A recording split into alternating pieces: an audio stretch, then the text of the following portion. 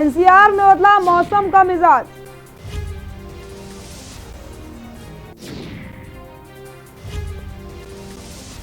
ठंड के बीच दिल्ली में झमाझम बारिश। यूपी में भी कुछ घंटों में बारिश होने की संभावना। तस्वीरें दिखा रहे हैं आपको किस तरीके से यहाँ पर बारिश हो रही है। आप तस्वीरें देख सकते हैं तो कहीं ना कहीं मौसम पूरी तरीके से बदल चुका है। और जैसे कि लगातार आपको हम बता रहे थे कि बारिश होने की संभावना जताई जा रही है, तो बारिश अब होने लगी है और यूपी में भी कुछ ही घंटों में बारिश होने की संभावना है। ठंड के बीच झमाझम बारिश। यूपी में भी कुछ घंटों में होने वाली है बारिश। एनसीआर में बदला मौसम का मिजाज। दिल्ली से खबर बता रहे हैं आपको। उत्तर भारत में ठंड का कहर लगातार जारी और ठंड के बीच बारिश भी हो गई है। ठंड के बीच दिल्ली में झमाझम बारिश। यूपी में भी कुछ घंटों में होने वाली है बारिश।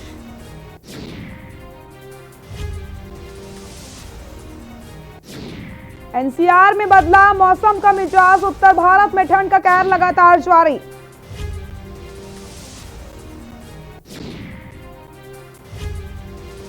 यूपी में भी कुछ घंटों में होने वाली है बारिश। एनसीआर में बदला मौसम का मिजाज। उत्तर भारत में ठंड का कहर जारी।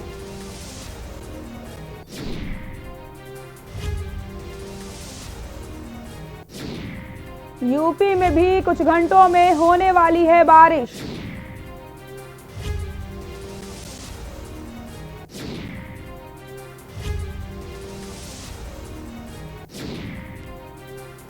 और तस्वीरें दिखा रहे हैं आपको किस तरीके से यहाँ पर बारिश हो रही है। एनसीआर में मौसम का जो मिजाज है वो पूरी तरीके से बदल चुका है। ठंड के बीच बारिश होने लग गई है।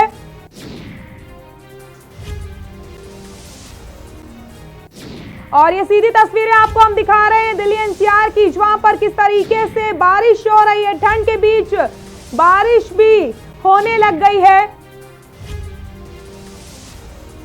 और यूपी में भी कुछ ही घंटों में बारिश होने की संभावना जताई जा रही है। सीधी तस्वीरें दिखा रहे हैं आपको एनसीआर की, जहां पर बारिश हो रही है। मौसम पूरी तरीके से बदल चुका है। ठंड के बीच बारिश हो रही है। आपको बताते चले इस साल की पहली बारिश रही है।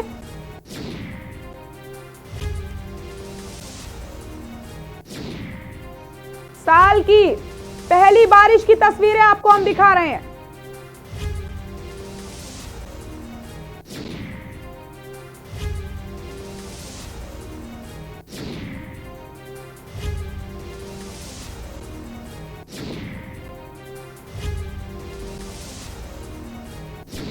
और लगातार आपको हम तस्वीरें भी दिखा रहे हैं किस तरीके से साल की पहली बारिश हुई है। और इसी खबर पर ज्यादा जानकारी के लिए हमारे दिल्ली ब्यूरो चीफ अमित दुबे हमारे साथ जुड़ चुके हैं और हमारे सहयोगी जयवीर मावी हमारे साथ गाजियाबाद से लाइव जुड़ चुके हैं। अमित, सबसे पहले आपके पास आना चाहूंगी। एक तो ठंड, ऊपर से बारिश भी होने लगी है। साल की पहली बारिश हो रही है।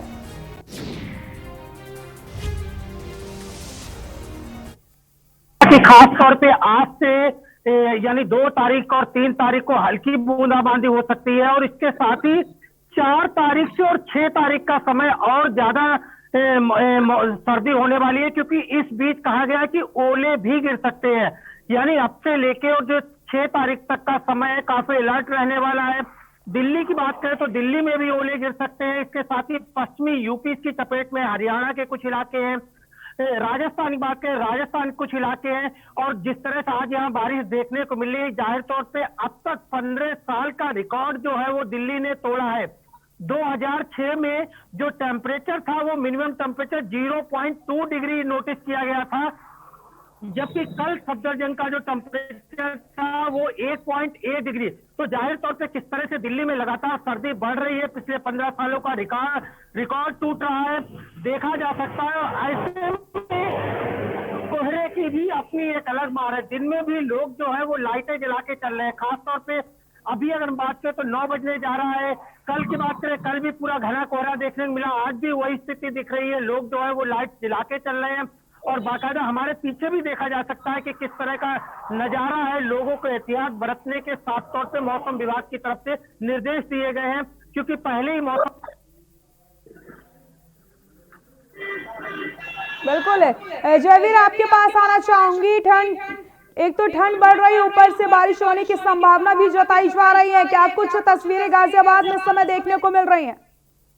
देखिए, मैं इस समय गाजियाबाद के लोनी क्षेत्र में मौजूद हूं और अगर बात करते हैं तो यहाँ पर पड़ना शुरू हो चुकी है। और सर्दी की बात करें तो जो शीत लहर है उसके चलते सर्दी का जो सितम है वो लगातार बढ़ता जा रहा है। लगातार यहाँ पर जो ठंड है बढ़ी हुई है। और अगर बात करें तो जिस तरह जो वहां पर जब बर्फबारी हो रही है उसके कारण यहाँ पर जो दिल्ली एनसीआर में सर्दी की जो हालात है काफी बढ़ी हुई है। शीतलहर के चलते जो आम लोग हैं, जो आम नागरिकों को घर से बाहर निकलने में काफी समस्याएं हो रही है। वहीं अब जहां एक तरफ ठंड पड़ रही है, शीतलहर चल रही है, उसके बाद जो आम जनमानस है उसको काफी समस्या का सामना करना पड़ रहा है। सड़कें आप देख सकते हैं यहाँ पर खाली हो चुकी है, क्योंकि बारिश की वजह से यहाँ पर जो लोग हैं अब यहाँ से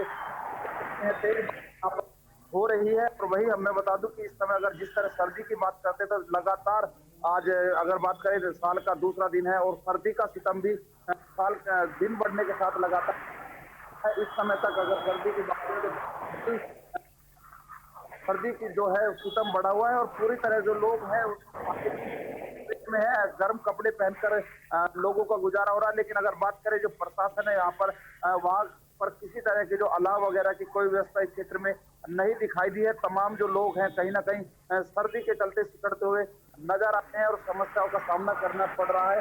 ठंड की वजह से जो बड़े बुजुर्ग हैं उन पर जो बीमार हैं उनको लेकर कहीं ना कहीं जो संवेदना है, जो बुजुर्ग है उनको इस सर्दी से नुकसान होने की संभावनाएं भी बढ़ती है। जी बिल्कुल जयवीर, तो कहीं ना कहीं अब प्रशासन का इंतजाम करने चाहिए, क्योंकि एक तो ठंड बढ़ रही है, ऊपर से कोहरा भी देखने को मिल रहा है और साथ ही साथ बारिश भी हो रही है, जिससे ठंड और ज्यादा बढ़ती चली जा रही है। अब अलाव की व्यवस्था करनी चाहिए। अमित, आपके पास आना चाहूंगी। क्या कुछ व्यवस्थाएं की गई हैं प्रशासन की तरफ से? क्या अलाव के इंतजाम किए गए हैं? रैन बसेरों की क्या कुछ स्थिति है?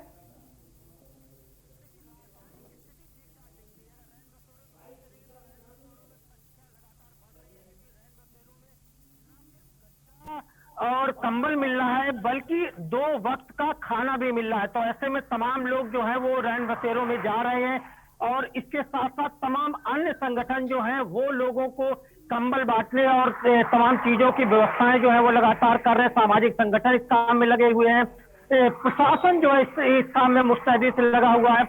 और जैसा कि मैं बता रहा था कि क्योंकि मौसम विभाग ने ऑरेंज अलर्ट पहले ही दे दिया है और ऐसे में लोग भी सचेत हो गए हैं। खास तौर पे जो प्लेटफॉर्म है, रेलवे प्लेटफॉर्म है, उसके आसपास जो तमाम लोग रहते हैं वहां भी तमाम सामाजिक संगठन इसे लेके काम कर रहे हैं। दिल्ली सरकार की बात करें तो साफ तौर पर निर्देश दिए गए हैं। तमाम विधायक और मंत्री जो आम आदमी पार्टी से जुड़े हुए लोग हैं वो खुद जाके बाकायदा रैन बसेरों में मुआयना कर रहे हैं। रैन बसेरों की स्थिति जो चल रहे हैं वो ठीक ठाक है। जो जहां पे रैन बसेरों की जरूरत है वहां के लिए भी व्यवस्थाएं जुटाई जा रही है, क्योंकि जो 15 साल का रिकॉर्ड टूटा है ये बात दिल्ली सरकार के भी संज्ञान है और इसीलिए व्यवस्थाएं की जा रही है। लेकिन चूंकि सर्दी की मार इतनी ज्यादा है, आम आदमी कहीं ना कहीं विवश है। हालांकि कल जो संडे है, कल संडे है, इसमें ऑफिशियल छुट्टी होती है, कुछ लोगों को राहत जरूर मिलेगी। लेकिन नई साल में इस तरह से ठंड की दस्तक, यानी जो 1.1 डिग्री का टॉर्चर यहाँ पे दिल्ली वालों को झेलना पड़ रहा है। और ऐसे में अगर ओले गिरते हैं, जैसे कि मौसम विभाग ने संभावना भी जताई है, तो जाहिर तौर पे दिल्ली और आसपास के लोगों का जीवन और दुश्वार होगा। और खास बात यह होगी कि अगर यूपी के पश्चिमी इलाकों में जहां के लिए अलर्ट जारी किया गया है या हरियाणा की बात की जाए, तो ऐसे में जो फसलें खड़ी हैं उन फसलों को भी अच्छा खासा नुकसान होने वाला है।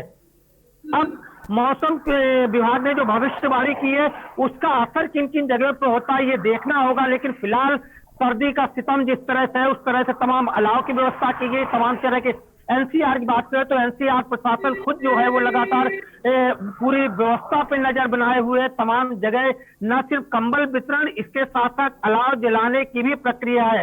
हालांकि ये इक्का दुक्का जगह दिखाई देती है। प्रशासन जो है कई जगह, बहुत ज्यादा जगह जो व्यवस्था होनी चाहिए उस तरह जरूर नहीं दिखती है, लेकिन काफी कुछ व्यवस्था में सुधार होता हुआ जरूर दिख रहा है। जी जी बिल्कुल जी। अमित दुबे, आपका बहुत बहुत शुक्रिया तमाम जानकारी के लिए। जयवीर, आपके पास आऊंगी। प्रशासन से आपकी बात हो पाई, कब तक इंतजाम किए जाएंगे अलाव के, क्योंकि अब ठंड लगातार बढ़ती जा रही है?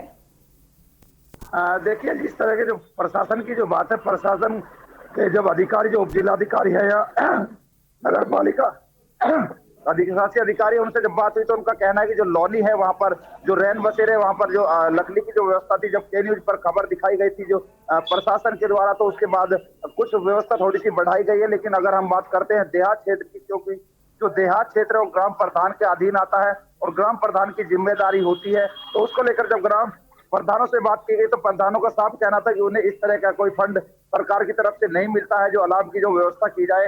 लोग खुद अपने घर पर अपने ही इंतजाम करते हैं, अपनी व्यवस्थाओं से यहाँ पर जो घर के बाहर अलाव जलाते हैं उसी से हाथ सेकते हैं, सर्दी बचाने का काम करते हैं।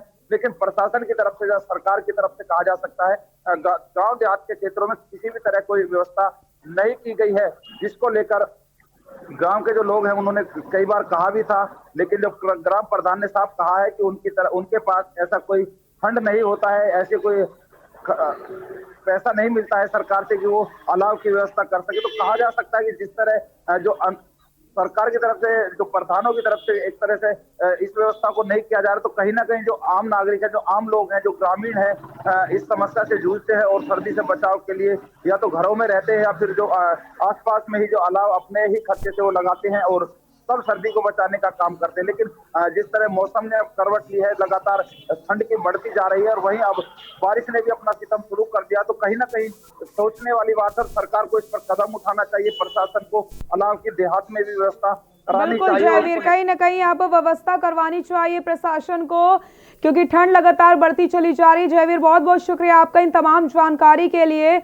तो आपको तस्वीरें भी हम दिखा रहे हैं किस तरीके से एनसीआर में बारिश हो रही है और यूपी में भी कुछ ही घंटों में बारिश होने की संभावना जताई जा रही है।